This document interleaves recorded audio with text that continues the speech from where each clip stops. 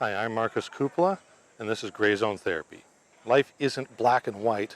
Life is the gray zone in between, which is where we start. Now this is a different video, you can tell because I'm wearing a hat.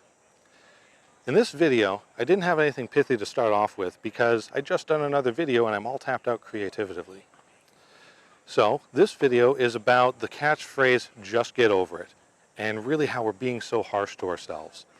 When we say just get over it, the implication there is that getting over whatever is stopping us should be simple and easy. Now there's a problem there, especially with that word should. It's a rule. But what is that rule based on? And does that rule reflect something that is realistic and accurate?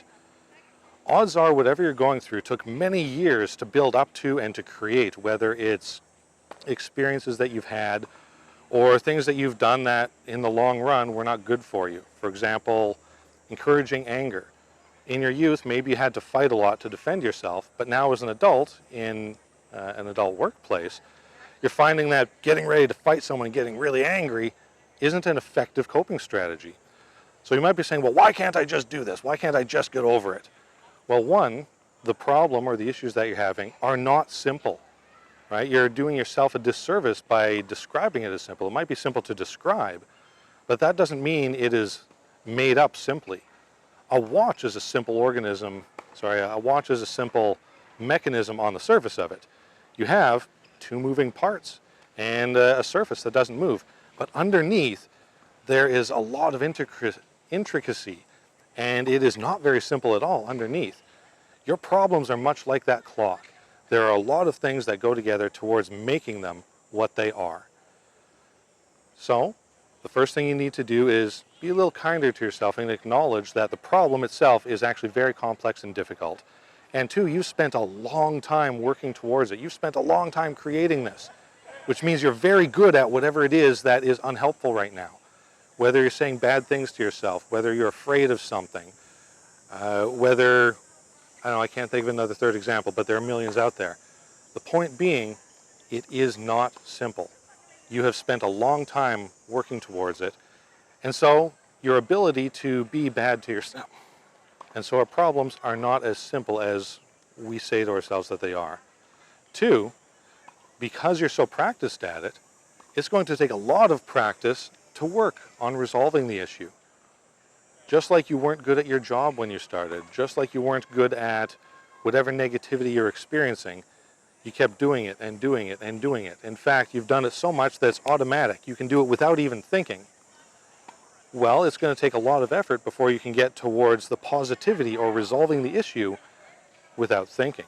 So if you spent, I'm just going to pull a number, let's say you spent 10 years working on something negative, you always put yourself down.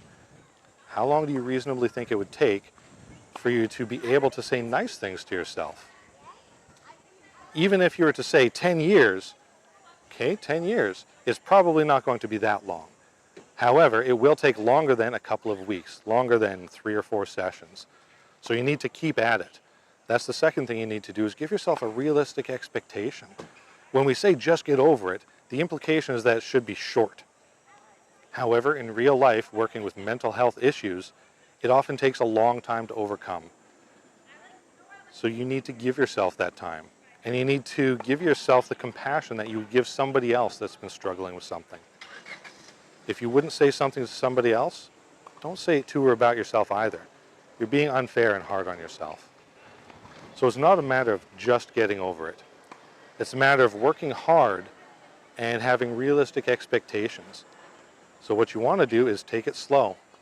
Figure out what is the issue and break it down into smaller achievable pieces that you can do.